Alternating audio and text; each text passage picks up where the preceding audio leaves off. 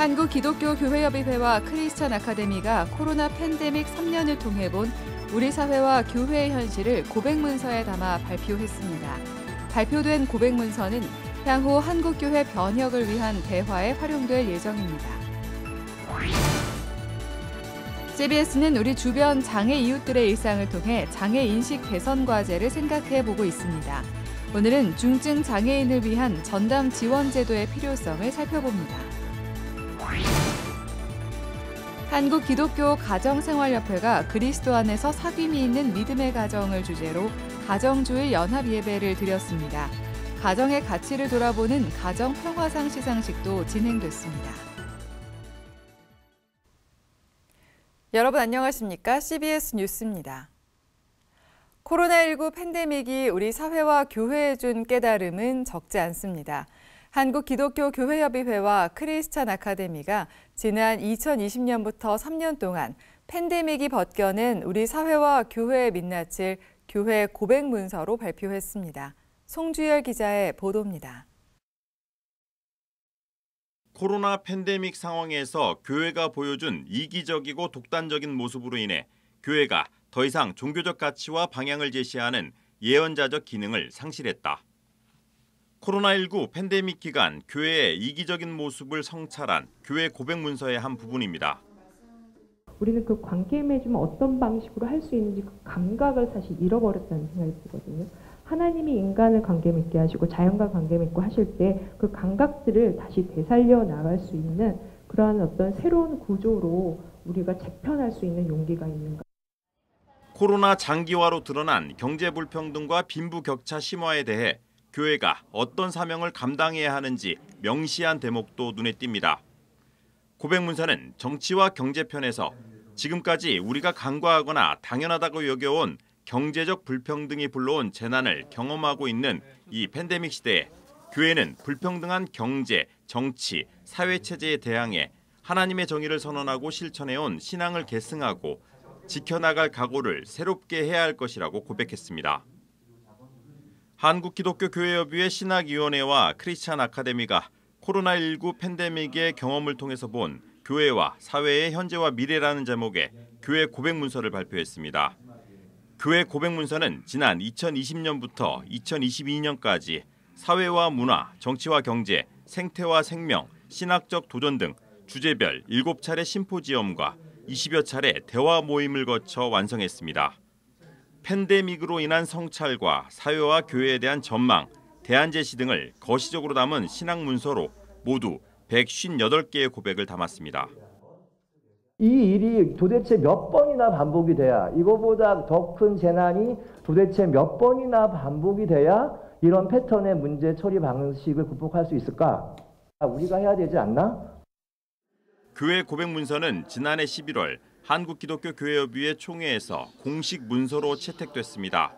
교회협의회 등은 이를 바탕으로 주제별로 한국교회 변혁을 위한 대화를 이어갈 계획입니다.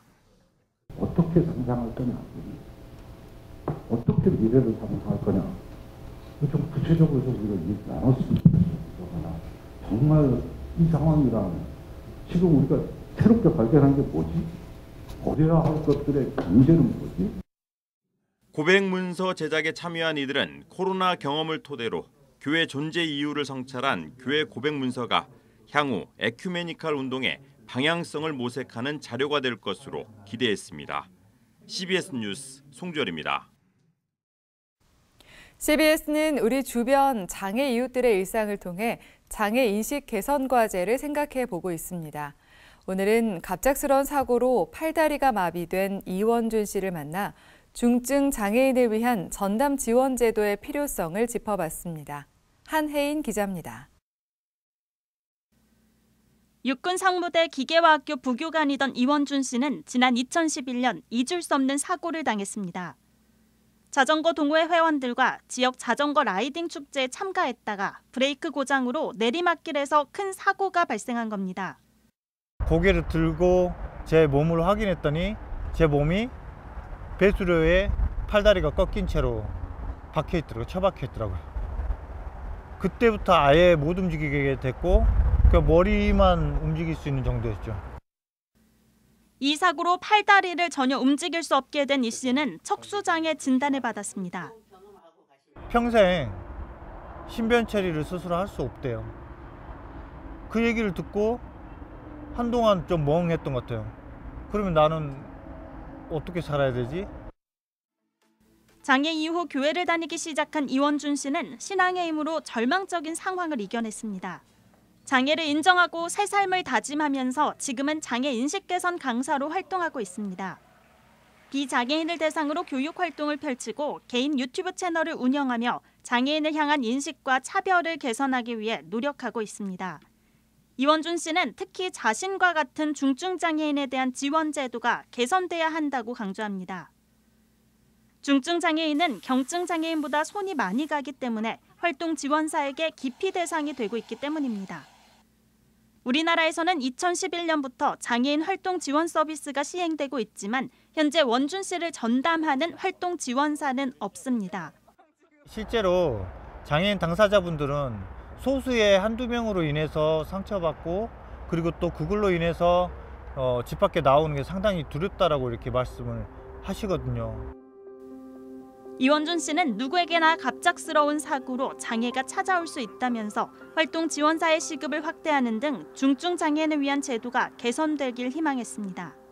대한민국이 중증의 어떤 장애인, 사회적 약자들이 살아가기에 좀 행복한 그런 대한민국이 될 수 있도록 공감의 시선을 보내주셨으면 좋겠다. 그런 마음이 있습니다. CBS 뉴스 한혜인입니다. 한국기독교 가정생활협회는 오늘 서울 경동교회에서 그리스도 안에서 사귐이 있는 믿음의 가정을 주제로 가정평화상 시상식을 가졌습니다.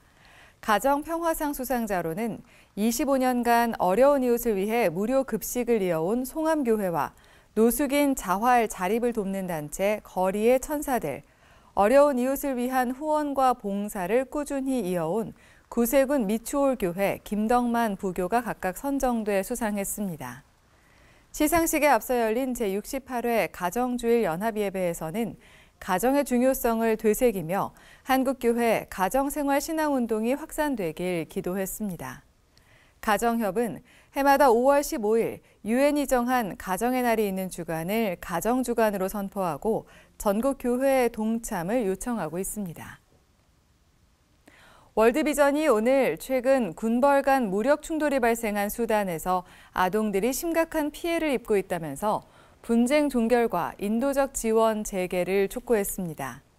월드비전은 이번 분쟁으로 최소 9명의 아동이 사망했다며 수단 아동들이 강제 이주와 성폭행, 군대와 무장단체에 의한 징집 등 심각한 위험에 노출돼 있다고 말했습니다. 한편 지난 15일부터 시작된 수단 정보군과 준군사 조직인 신속지원군 간 무력 분쟁으로 28일 기준 500여 명의 사망자와 4,200여 명의 부상자가 발생한 것으로 집계되고 있습니다. 백석대학교가 최근 중국 저장성 지원교육그룹 소속 고등학교와 학술 교류 협정을 체결했습니다. 중국 저장성 지원교육그룹에는 닝보 제3기 공학교와 창샨 기술학교, 리슈위 기사학원이 속해 있습니다. 백석대와 이들 학교는 학생 교류와 국제교육 등 협력 프로그램을 확대하고 공동 연구 프로그램을 운영하기로 했습니다. 2023 선교 한국대회가 코로나19 이후 5년 만에 포항 기쁨의 교회와 한동대에서 대면대회로 개최됩니다. 오는 8월 7일부터 4박 5일 동안 진행되는 선교 한국은 성경 강의와 저녁 집회를 중심으로 전방 개척 선교, 이주민 선교, 총체적 선교 등 요일별 주제 강의가 진행됩니다. 또 미셔널 멘토링과 선교 박람회, 선택 강의 등 다양한 프로그램들을 통해 참가자들이 선교적 사명을 구체화할 수 있도록 도울 계획입니다. 선교 한국 최엽 사무총장은 선교적 제자도야말로 교회를 부흥케 하고 바로 세우는 힘이라며 한국교회에 많은 관심과 참여를 요청했습니다. 서울신학대학교 이사회가 최근 이사회를 개최해 제20대 총장 선출 방식을 확정했습니다. 서울신대 이사회는 15명의 이사들이 무기명 비밀 투표를 실시해 1차와 2차 투표에서 3분의 2 이상 득표한 후보가 없을 경우 3차에서는 다득표자 2인을 대상으로 결선 투표를 진행하기로 했습니다. 서울신대 이사회는 3차 투표까지 진행할 경우 다득표자를 만장일치로 총장에 추대하기로 결정했습니다. 서울신대 제20대 총장 후보에는 오성현 교수와 유재덕 교수, 윤철원 교수, 이기룡 교수, 황덕형 현 총장이 출마했으며 다음 달 9일 선출합니다. 사랑의 장기기증운동본부와 CCC 순상담센터가 최근 업무 협약을 체결하고 뇌사 장기기증인 유가족들을 대상으로 심리치유 프로그램을 진행한다고 밝혔습니다.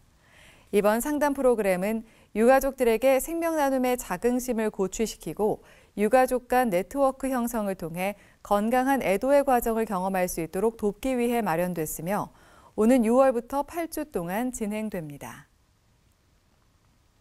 숭실대 한국기독교문화연구원이 최근 평양 숭실을 중심으로 우리나라 초대 선교 사역을 연구한 불의 총서 시리즈 30권을 10년 만에 완간했다고 밝혔습니다. 지난 2013년 숭실대 창학 120주년 기념사업의 일환으로 시작된 불의 총서 시리즈는 숭실을 세운 베어드 선교사를 비롯해 평양 숭실의 5대 교장, 초기 선교사, 숭실 출신 인물 등의 업적을 발굴, 정리한 연구서입니다.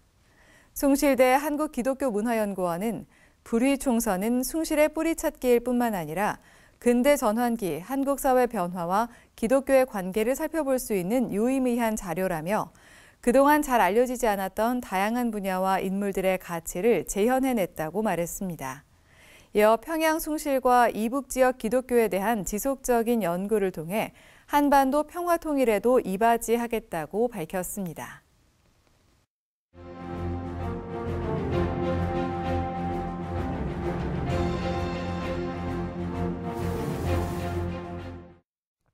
최근 세월호 참사 9주기를 맞이했고 내년이면 10주기가 됩니다. 그동안 특별조사위원회가 2번이나 구성되어 참사의 진실을 밝히고자 했지만 실제로 밝혀진 것은 거의 없어 보입니다. 304명의 꽃 같은 생명이 왜 순식간에 죽어야 했는지, 구조가 가능했던 골든타임에 구조가 진행되지 않았던 이유는 무엇인지, 그렇게도 커다란 선박이 왜 그리 쉽게 물에 가라앉았는지, 국민의 생명을 보호할 책무가 있는 정부는 어디에서 무엇을 했는지, 국가적인 차원에서 책임져야 할 사람들은 누구였는지 등등 일반 시민의 입장에서 보아도 답답합니다. 하물며 참사 당사자들과 유가족들의 억울함은 말로 다 할 수 있을까요? 세월호 참사가 막 발생하고 한동안은 너나 할 것 없이 세월호 참사 이전과 이후는 모든 것이 달라져야 할 것이라고 강조했습니다. 위험한 상황이 발생하면 어떻게 대처해야 할지, 개인적이거나 집단적인 또는 국가적인 안전 매뉴얼과 시스템을 갖춰야 한다는 것이었습니다. 참사가 있을 때는 안타까움과 분노에 관심이 넘쳐나는 듯 하지만 곧 냄비처럼 식어서 관심 밖에 두는 과거의 전철을 밟지는 말아야 한다는 것이었습니다. 책임을 져야 하는 사람들에게는 책임을 철저히 물어서 향후 어떤 관련자도 무책임하게 행동하는 일이 없도록 해야 한다는 것이었습니다. 그래서 억울한 죽음이 더 이상 없는 세상을 만들어야 한다는 것이 핵심이었습니다. 세월호 참사 8주기를 지나던 작년 10월 29일에 이태원 참사가 발생했습니다. 159명의 젊은 생명들이 좁은 골목길에서 순식간에 죽임을 당했습니다. 이태원은 젊은이들의 할로윈 축제가 늘 개최되었던 곳입니다. 그동안은 관계당국이 미리 대비하고 경찰을 배치해서 사고가 발생한 적이 없었던 곳입니다. 더욱이 참사가 발생할 즈음에 119 신고가 수도 없이 접수되었다고 합니다. 세월호는 바다 한가운데라 구조대의 접근이 어려웠다고 하지만 이태원은 마음만 먹으면 누구라도 접근할 수 있었던 곳입니다. 그런데도 참사가 발생했다는 것은 세월호 참사 이전과 이유가 달라진 것이 없다는 증거입니다.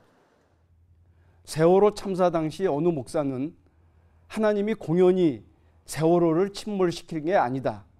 어린 학생들, 이 꽃다운 애들을 침몰시키면서 국민에게 기회를 주는 것이다 라고 설교했습니다.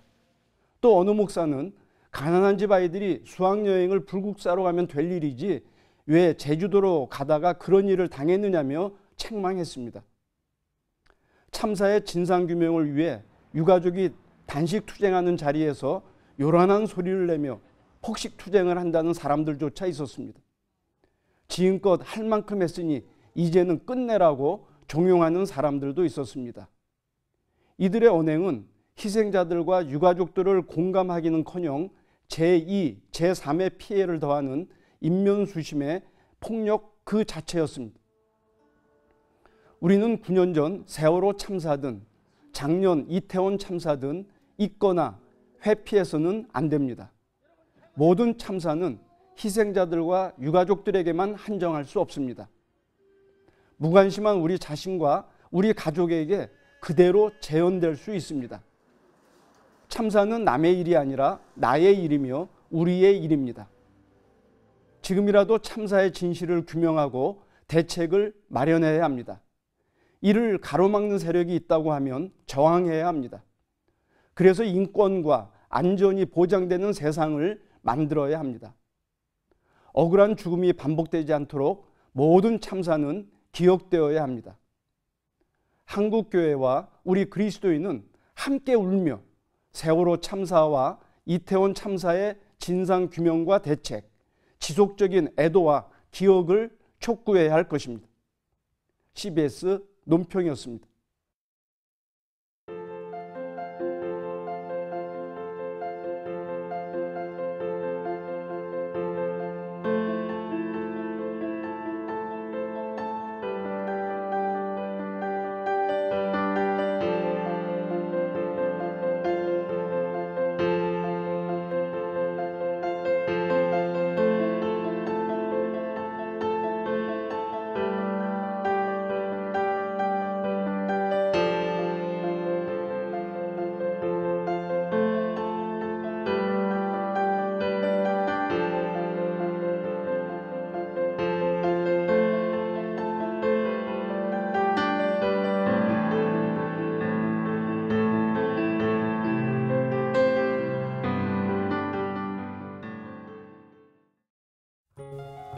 날씨입니다.